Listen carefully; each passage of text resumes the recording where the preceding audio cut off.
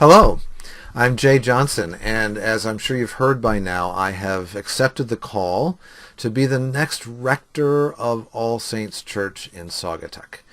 I am really excited. I am truly delighted about this next chapter in my life and this wonderful opportunity to accompany all of you into this next chapter in your life of shared ministry and witness to the gospel.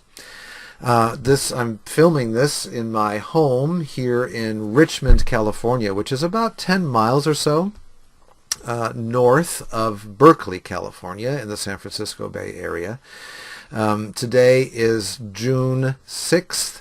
It's also the 82nd day of our shelter-in-place order here in California because of the coronavirus pandemic.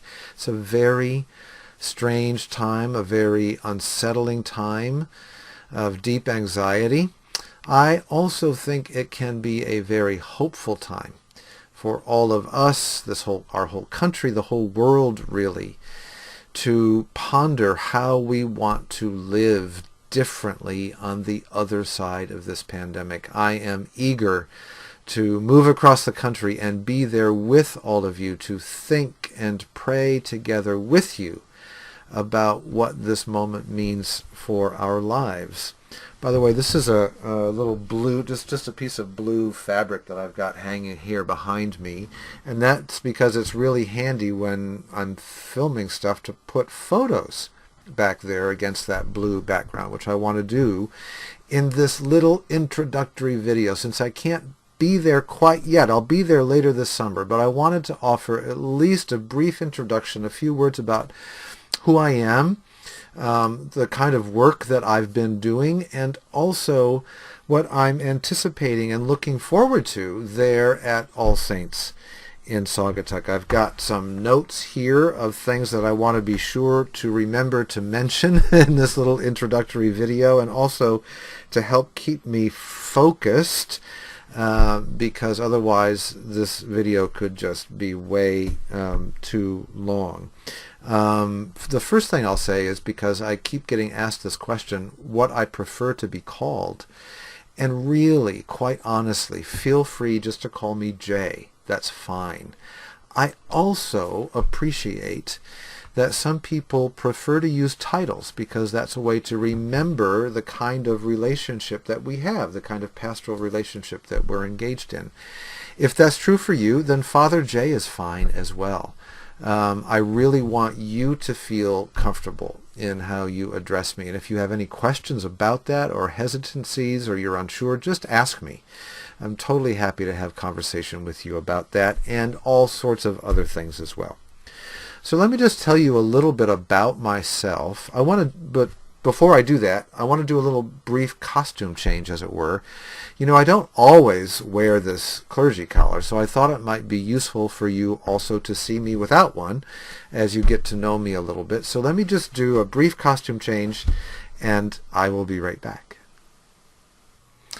And I'm back, and slightly more relaxed. You know, we all have different ways of showing up, different ways of being in the world. I thought, again, that it would be helpful as I introduce myself to you, that I show up in at least more than one way, since we all are multifaceted people. So let me just tell you a little bit about my life. I won't go into a long biography here, but I do want to mention that my mom was born in St. Clair, Michigan. This is just south of Detroit, as you may know. She was born on a dairy farm there.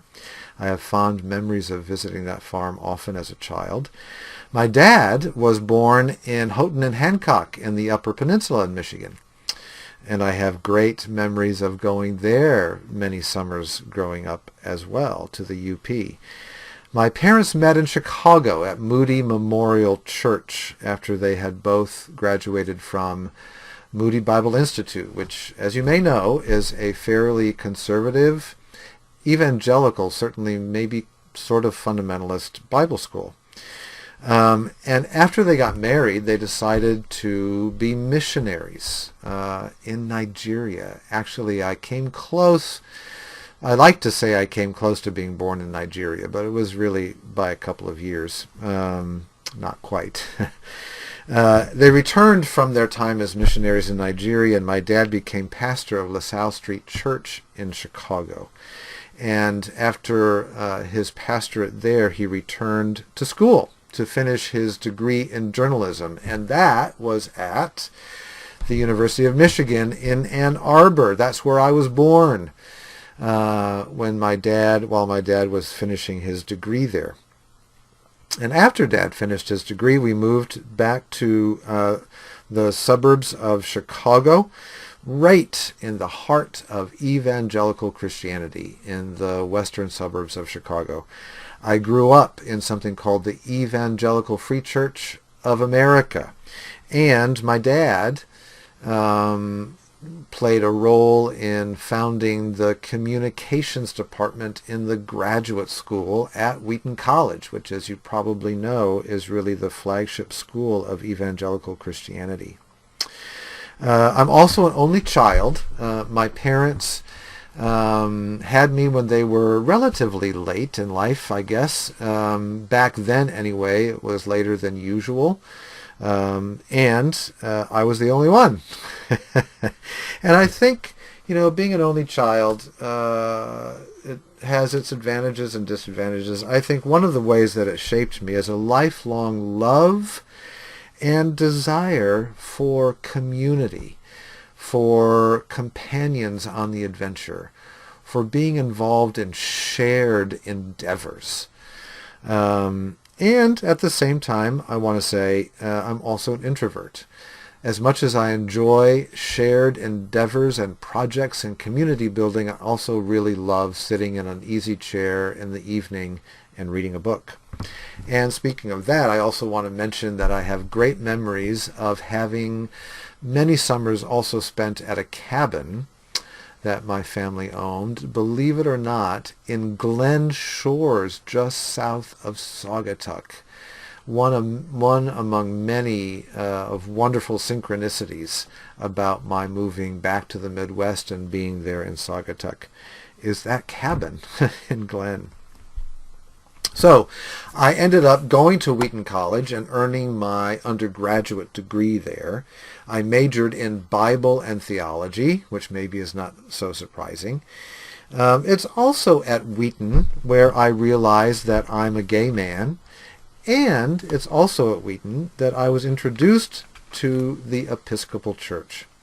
It's actually important that I say both of those things together, that I came out as a gay man, which wasn't easy at Wheaton and was fairly risky, and also that I became an Episcopalian.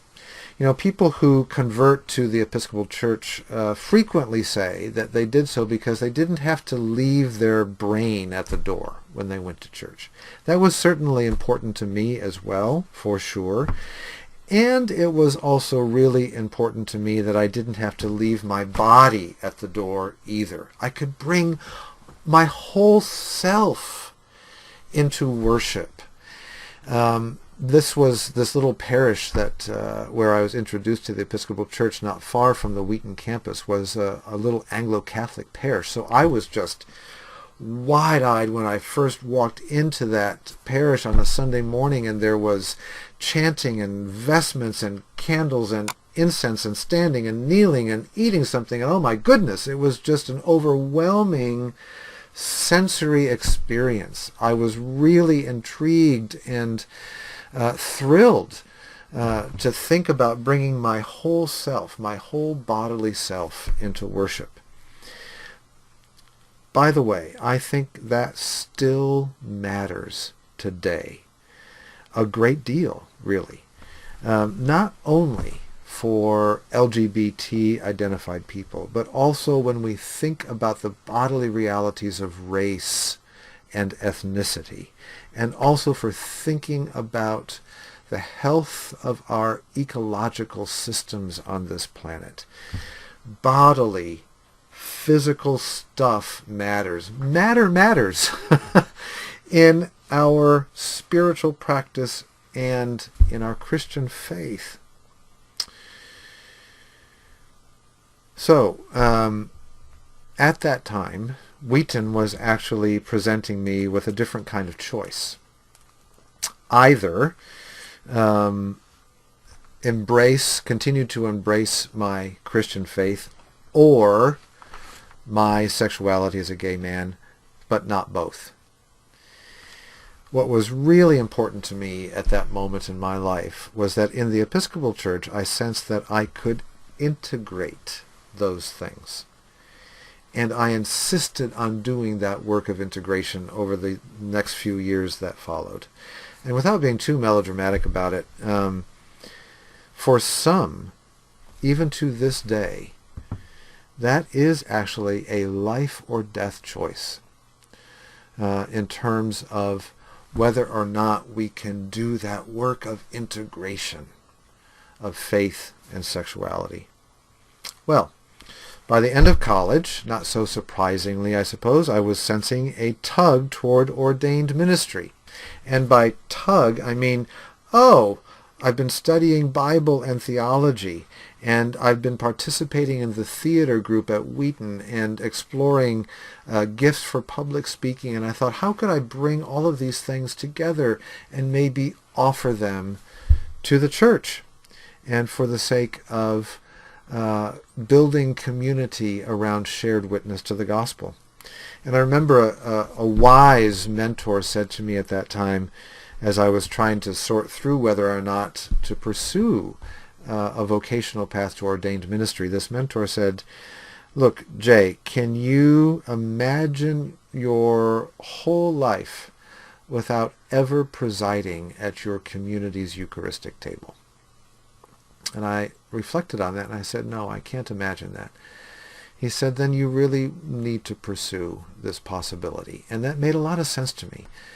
Standing, presiding at the Eucharistic table and helping to facilitate the building up of the body of Christ around that table, that has always been a really important aspect of how I understand my life and my work in the world.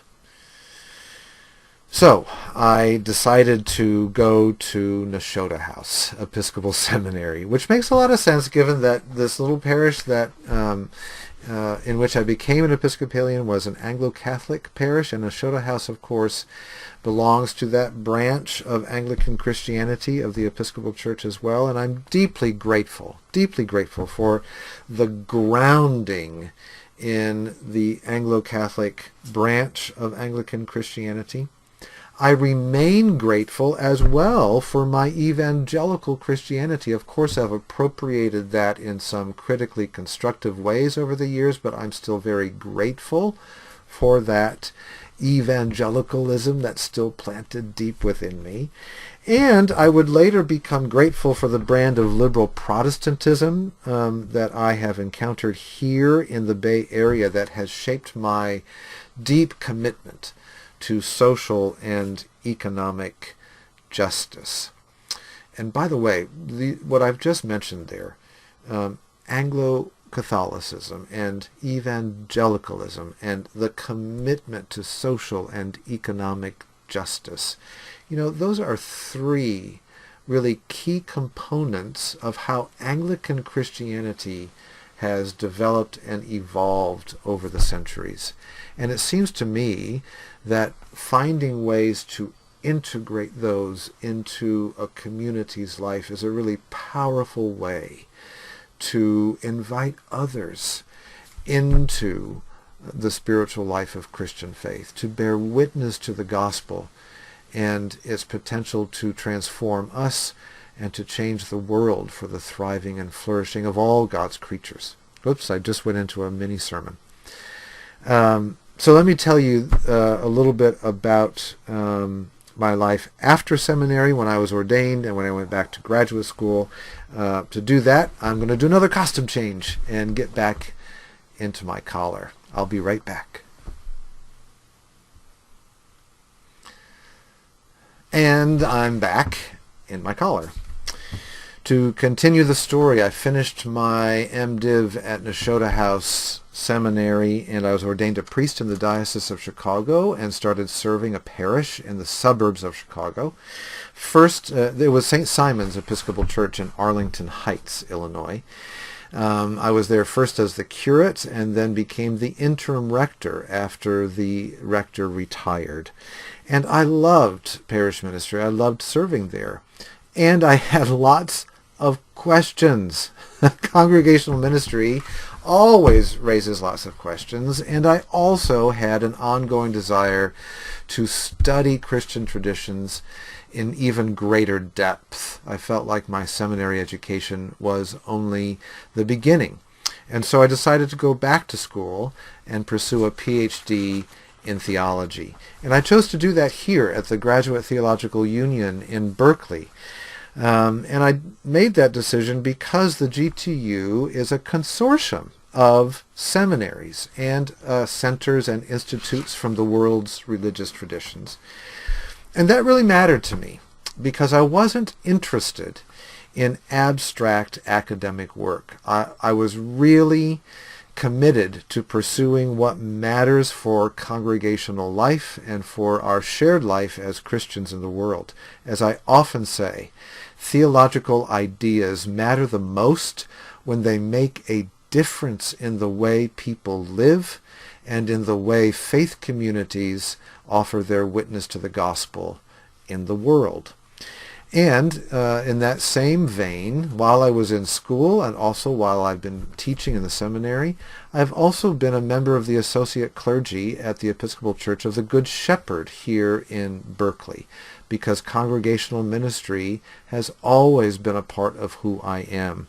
And at Good Shepherd, just very briefly, part of what I really have enjoyed doing there over the years is helping to facilitate a process of reflection on our liturgical life and how we can make our worship around the Eucharistic table even more welcoming to others, and also helping to facilitate a process of thinking about our mission in relation to a fundraising effort for our renovating our buildings and grounds.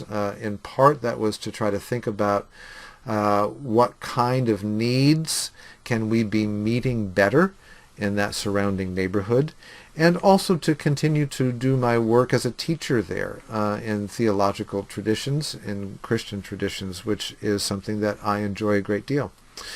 So I finished then my PhD in the late 90s in 1998, and then took this little detour that was a bit strange but also exciting into co-founding an e-commerce company with a couple of friends. This was during the big .com boom here in the Bay Area at that time.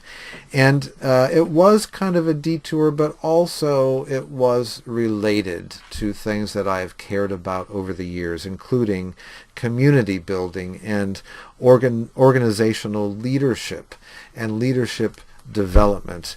This little company, quite to our surprise, grew rapidly. Within a couple of years, we had 21 full-time employees. It was kind of wild. So then we eventually did sell the company, and just then, after we sold it, a position opened up at Pacific School of Religion, part of the Graduate Theological Union.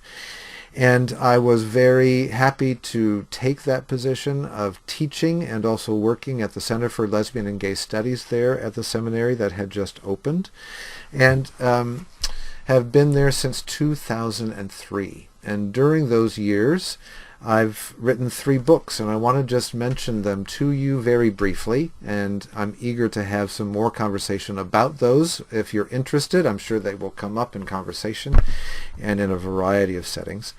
The first book was called Dancing with God, Anglican Christianity and the Practice of Hope. I wanted to write that book as an introduction to Christian theology, especially what I mentioned just a moment ago, that theological ideas matter most when they make a difference in how we live. And I wanted to invite people into thinking about theology in a very dynamic way, in that way of dancing, of being in a very dynamic relationship with God and with each other, and also as a way to think about Anglican Christianity, about our lives as Episcopalians. So that was the first book. The second book was called Divine Communion, a Eucharistic Theology of Sexual Intimacy. And I decided to write this book after a number of years of working with and among LGBT-identified people in Christian churches. And I thought, why is this work so often so difficult? And I, along with a good many others, came to realize that part of the reason why it's so difficult is that we really haven't had good resources on how to think theologically and spiritually about sexuality. And then even more broadly, I realized about this deep yearning that we all have as human beings for intimacy with close friends, with deep friendships, with communities, with co-workers, with the wider world of God's creation.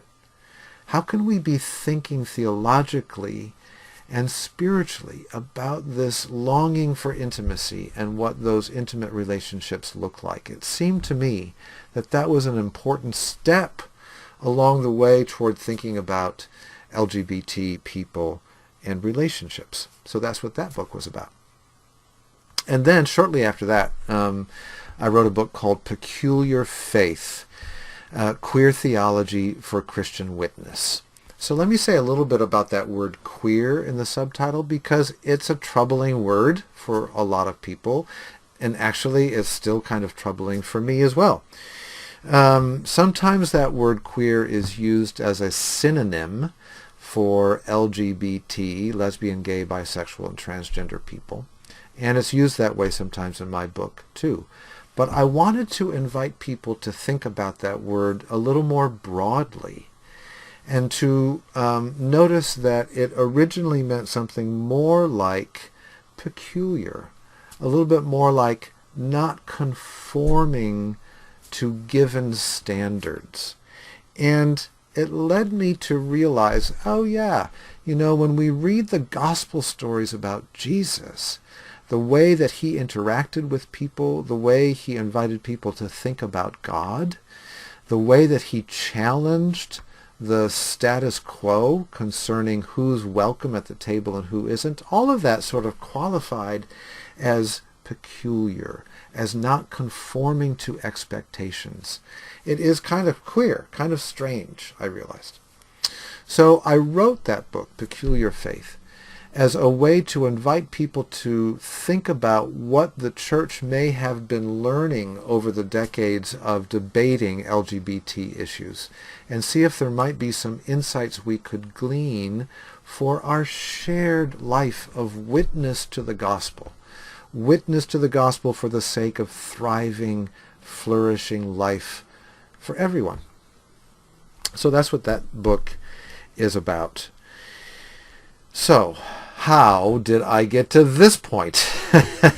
To the brink of moving back to the Midwest to be the rector at All Saints in Saugatuck. Well, I hope you've been hearing me say repeatedly in this introductory video, really my first love has always been congregational ministry, which I continued to do while I was a student and also while I've been teaching at the seminary.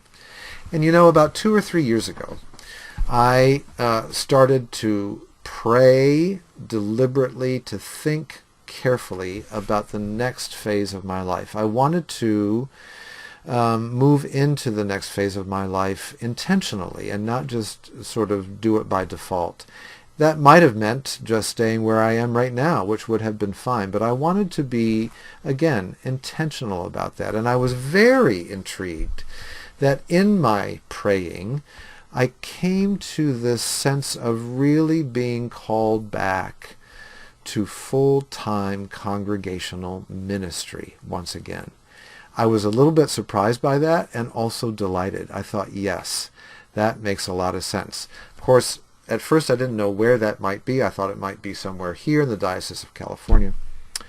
And then I saw the announcement for the position open at All Saints in Saugatuck.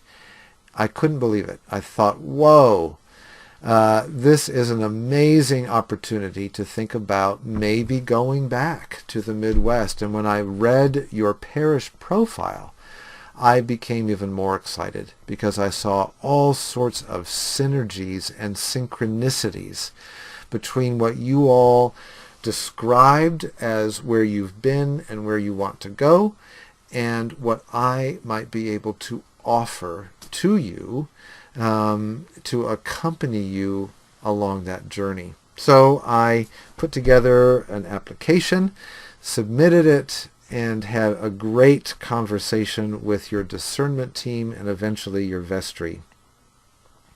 And am really excited about being right now on this brink of getting ready to move across the country and be there with you in person.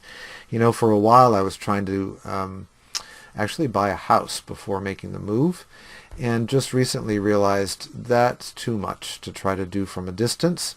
I'd rather get to know the area better first and to sort of get settled a little bit before I make that momentous decision about buying a house again. And so I'm going to be living in the rectory at least for a short while, and I'm actually really excited about that. I'm going to be right there in town, right next to the church, and that will really help me get a sense of both the parish as well as the town, and I'm looking forward to that. And so is my Australian Shepherd dog, Judah. I have been trying to reassure him that there really is a wonderful beach and a wonderful body of water that he's going to love. Judah loves running along the beaches here in Northern California, so I've been trying to tell him about Lake Michigan. He's going to love it, I know. This is longer than I anticipated that it would be, this introductory video. I hope this is helpful in starting to get to know me a little bit more. And also, let me tell you, I'm very much looking forward to being there in person where I can get to know you all a little bit better too. I am deeply touched, honored, and privileged at the vote of confidence the vestry has placed in me by calling me as the next rector of All Saints. I take it very seriously, that responsibility, and I also take it joyfully, with a great sense of delight and hopeful anticipation of accompanying you into this next chapter in your shared life of ministry and witness to the gospel there in Saugatuck and Douglas and the wider world. I am confident that God has amazing things in store for us together, and I really look forward to being there in person with you. Blessings on you. You're in my daily prayers, and I will see you soon.